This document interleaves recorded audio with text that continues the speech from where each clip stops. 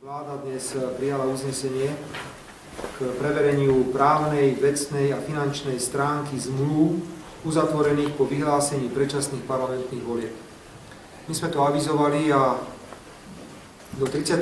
mája 2012 dostali podpredsedovia vlády a ministri za úlohu prehodnotiť všetky zmluvy, verejné súťaže, ktoré boli urobené po vyhlásení predčasných parlamentných volieb v októbri 2011 a osobitne všetkých zmluv, ktoré boli podpísané po konaní predčasných parlamentných volieb v marci 2012. Jednu vec, o ktorej môžem hovoriť už teraz, je, že mám veľmi zlý pocit z toho, ako sa rozdeľovali peniaze na oficiálnu rozvojovú pomoc. Už len samotný fakt, že sa viac než 6 miliónov eur rozdelilo 8. a 9. marca a že sa nútili ľudia, aby podpisovali projekty ešte 4. apríla, v deň, keď bola ustanovená nová vláda, tak to je prinajmenšom nemorálne, neetické. A prečo niekomu tak strašne záležalo, aby všetky tie peniaze rozdelili deň pred voľbami a aby sa snažili podpísať zmluvy.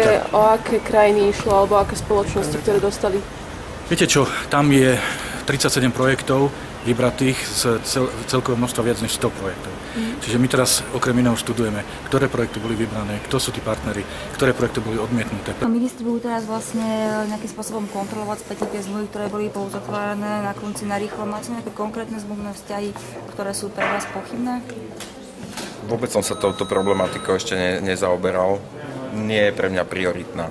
Ale keďže sme dostali úlohu všetci ministri ako z vlády, tak to budeme musieť riešiť, ale netuším v tento moment. Nemám ani nejakú konkrétnu informáciu, ktorá by ma nejak vyslovene vyrušovala.